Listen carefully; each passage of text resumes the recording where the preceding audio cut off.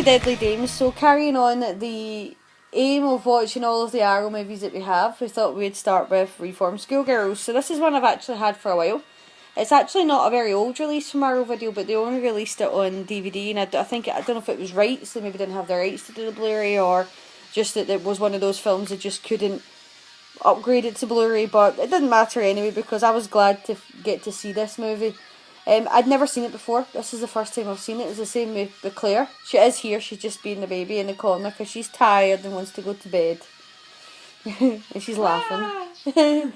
But yeah, I was glad to watch this. It felt very much like a kind of cheerleader exploitation movie mixed with a female prisoner exploitation type movie. Mixing some punk rock music for extra value, but basically you're following the misadventures of a teenage girl who, it doesn't really explain a lot, but you can suss out anyway. She's obviously helped her boyfriend rob a shop, crashes the car, and because she's underage she gets to reform school, where for some reason everyone just wears really fancy underwear and that's it. They don't wear any other clothes other than just pants and bras. Well, they'll go to they wear their prison uniform. Yeah, prison uniform. It's so small you can see their butt cheeks. Mm-hmm. But at night they go to bed wearing like leather pants and leather bras and the sort of thing that most people wear when they go to bed. Of course, yeah. Everybody goes to bed in leather pants and thongs. I mean, who doesn't do that? What I did think was a bit strange about this film is it's called Reform School, but you don't really see them learning anything. Nope. They don't go to lessons or anything. They get sent out into fields to dig up mud. I'm guessing they're supposed to be digging up vegetables, but really all I see them is they're pulling the vegetables into the mud. And pass out with the heat, and then go back to the dorm where they just run about in their pants and bra. But for whatever reason, it's entertaining, it's fun. So basically your lead girl, Jenny, kind of goes into jail with a couple of other characters that I think we're supposed to root for, and you kind of do to an extent. Well, one of them especially is quite vulnerable. I think she's in the wrong place. She should probably be somewhere for vulnerable people. She's not. I don't think she's there because she committed a crime. I think she was a runaway. That's why she ran away from a foster home. But she kind of sticks up for her, like Jenny kind of looks after her. And then you've got this, on the other hand, you've got Wendy O. Williams' character, Charlie, who's absolutely terrifying. I mean, I think she's supposed to be a teenager, but we looked up her age just to see if we could guess. She was 28. She was. No, she was 26 when she made that film. So but she doesn't look 26. She looks older. She does look older though. She does look older. And she's absolutely terrifying. I mean, you wouldn't want to cross her in a dark alleyway at night. But she especially runs about in nothing, no clothes whatsoever. But basically the movie's all about Miss Trunchbull here. I actually can't remember the character's name. She just looks like Trunchbull.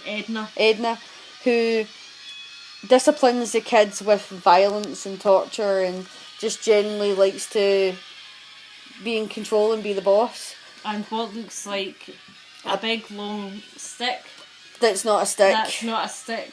She does bad things with that stick. Well, implies that they do it. They imply it. They don't actually show you anything like that, which I kind of like, because sometimes in these exploitation films they just throw in like these kind of scenes just for the sake of it to be shown. But they do imply it. But they didn't actually need to show you everything. There's a great scene in this where the main girl Jenny is kind of flirty with like the only male who drives their van. He drives them out to do their work in the fields.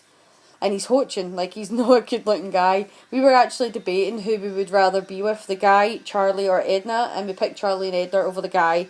And I know that's not much for us too, but that's how bad this guy was. You wouldn't go near him.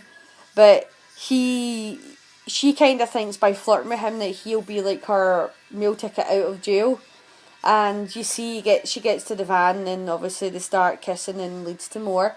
But you see Charlie's character realising that she's got away and that's like her enemy. And she's like, yeah, she's not going to get very far. So this guy obviously does the deed with her, drives to the gates to get out and then tells the other guard, oh, there's somebody in the back for you. So you get the impression that he does it all the time with loads of women. But he was horrible. Well, even the way he kissed her, it was just, bleh. I'd rather have Edna. It was like, I remember in one of the Simpsons episodes, Abe Simpson described it perfectly. Remember when he had the girlfriend B, and he says he's gonna kiss her like a mule eating an apple. Well, that is exactly how that guy kisses, like a mule eating an apple. Oh, it was disgusting. It was disgusting. Even like the way he spoke was disgusting. And it's been a while since we were discussed. I think the last time we proper went at this watching is when we watched Cure for Wellness, and the lead character drank out of a glass, and who drinks out of a glass like that? He literally looked like he was trying to soak it in. It was horrible. But yeah, so pucker your lips to drink not a glass of water. Not like halfway down the glass. It was disgusting. I know, it was I'm trying to do it, but you guys can't see it. But yeah, so that was the last time. But he was horrible. But anyway, the movie builds and builds and builds till the climax, and we won't ruin exactly what happens for you. But basically, it turns into a riot. Mm-hmm. Which you can expect. I mean, you can see it coming. It was a lot of fun though, but it was hilarious. Like, the character Charlie gets shot right in the chest, but somehow manages to still get up and jump a fence and steal a car and run about the place. She's supposed to be a bit of a badass, but it never actually explained what happens to all the characters at the end. I think it would have been good to see how many of them survived. But to be fair, I quite like movies that leave a bit of it to your own imagination. I suppose. I kind of like a lot of cheerleaders, like the cheerleader movies, they don't explain what happens to the characters at the end. And same with the female prisoner movies, they don't explain. And that's why this movie kind of reminded me of it. It also had a feel of Dead End Driving, that kind of feel like it. That Dead End Driving would work it very well as a double bill with this movie, just because of the feel of the film, not the subject matter, just how it feels. But yeah, I'm really glad that we kind of picked this one to be our first Arrow watch. I would recommend it. It's not our first Arrow watch. No, for the reviews. Oh, okay, fair enough. But yeah, because this is we're gonna attempt to watch every single Arrow movie that we own, whether Claire likes it or not. Does that mean that you have to watch Island of Death again? You've never seen it? No, I haven't. I didn't enjoy it. You enjoyed it, or you loved it? I did not. I don't know. We'll talk about that when we get to that one as a review. But our attempt is to try and watch every single Arrow film that we own and do a review on them, and we're doing the same for 88 films. And then after a million years later, after we've managed to do that with all of them, we're going to move on to 101 and Shameless and stuff like that as well. But we will probably mix a bit of them in throughout as well. We're going to mix the to be watched pile in there too.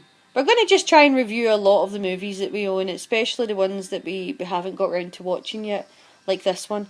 So yeah, I would definitely recommend this to people, especially if you're a fan of kind of punk rock, 80s exploitation movies. That's the nicest way to explain it. It's just a lot of fun, entertaining, women running about in prison somehow wearing leather pants and bras and thongs. Makes total sense. I think that's what prison looks like.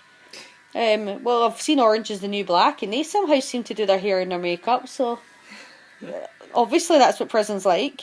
But yeah, no, this was a lot of fun. I really enjoyed it. I thought it was a good movie. In fact, it would actually work very well with Savage Streets as well. It had that kind of feel to it. Yeah.